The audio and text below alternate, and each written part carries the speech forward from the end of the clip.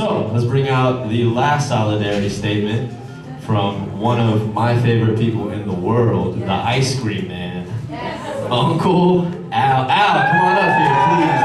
On behalf of AJLPP, it is my honor to bring out the community's own.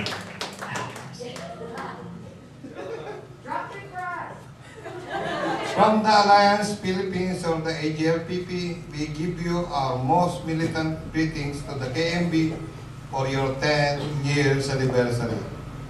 10 years is a milestone because 10 years is 10 years. Nobody can beat that. KmB was born out of necessity. KmB was born because there was a need for a militant Filipino-American youth organization in the United States. That's why the formation of the KmB was made in November 1999. The KmB is a historical link and bonded to the living past. This is the 146th birth anniversary of the founding of Revolutionary Andres Bonifacio, who led the first successful Philippine Revolution and the first successful revolution in Asia. It is also the 45th anniversary of the founding of the Kabataang, maka-Bayan of the Philippines, and the KM played a historical role in systemic change in the Philippines. November is also significant in the sense that it is the 10th anniversary of the battle in Seattle, the signal mass action that gave impetus to the resurgence of mass change in the United States. I am proud I was with the KmB who played a prominent part for its initiation for a battle for systemic change. Today, there is still a need for continuous struggle of the progressive sector, especially for the youth, for redress of grievances, for recognition, justice, and against racism. The fight for community empowerment is a fight against systemic racism prevalent in the United States, even they say in the postmodern era.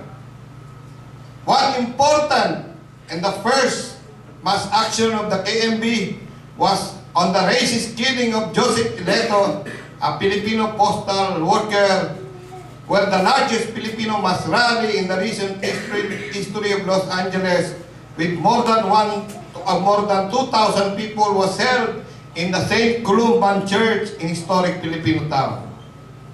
Prior to that, the first biggest mass rally was with the Filipino veterans in December 7, 1993, with the youth in attendance. From then on, the KmB was at the forefront of all mass action. I won't go to the litany of the achievements of the KmB because it is well documented.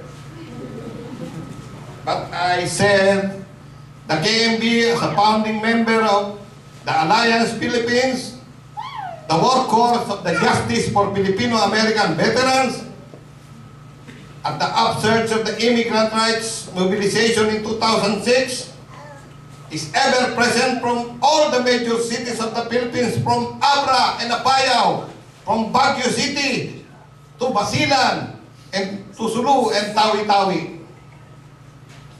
From the south, from San Diego to the north to Vancouver, from East San Francisco to eastern part of New York. You are there in all the activities, may it be cultural for the community or international event. All of these victories were made possible because of the determined and the principled dedication of all activists and comrades in the KmB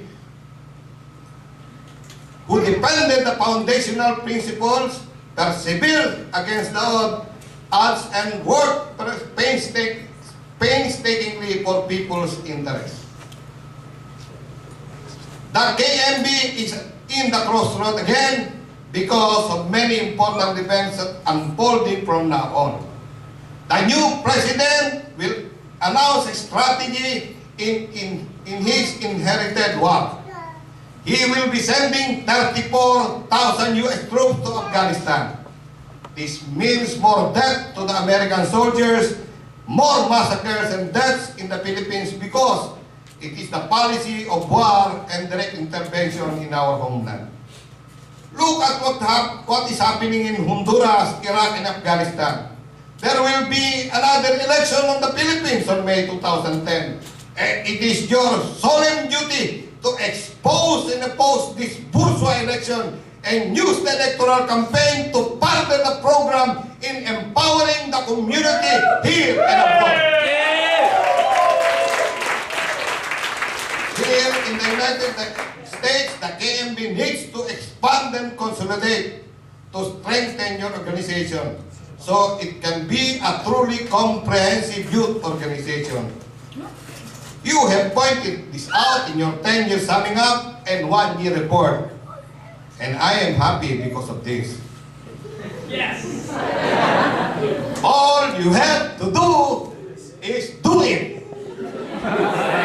Do your duty. You can do it. Because the KmB is the tip of the spear. It is the spirit of the youth movement in the United States, for the Filipino community, for all the oppressed people of all nationalities, and of the United States of America.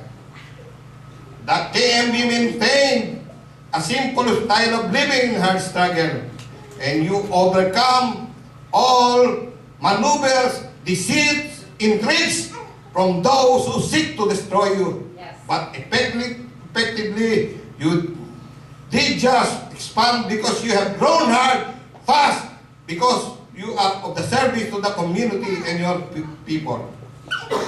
I know, and what the KmB I know, I can proudly say it is not exclusive and arrogant. You do not arrogate the authority that is invested in the people, and you are an internationalist because you do not exist for power tripping, authority, and blandishments of power. We are deeply honored. I am deeply honored. We in the Alliance are deeply honored to serve beside you, be with you for the last 12 years of resilience and resistance. Organizing, because being young ones, I will be personally forever be young being with you. With your service and devotion to the people, you have built a legacy and will continue to build a legacy of fighting for the interests of the people. For this, we give you a snappy salute. Mabuhay KmB! I will begin from the usual makibaka wag matakot. This is a chant in the 1970s. And I will revive it again. When I say Kabataang, you will say maka-Bayan.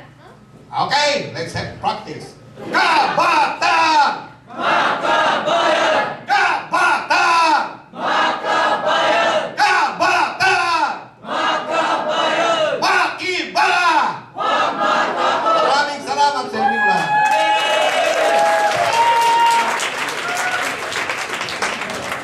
Keep it going for Al, please.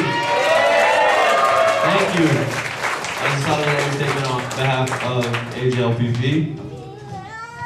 Good news, I found the beat. You guys are good? I win the prize. I don't know what that is, but I win it. Are you guys having a good time? Please make some noise. We're coming up to the last act. This is wonderful. Yeah, should I just bring them on or should I do something? Bring them on. Bring on the sound. I should. Hey, magician, how do you eat with a mustache like that, brother? Come on here. Because this is very difficult. Look at this brother's mustache right here. Is it real?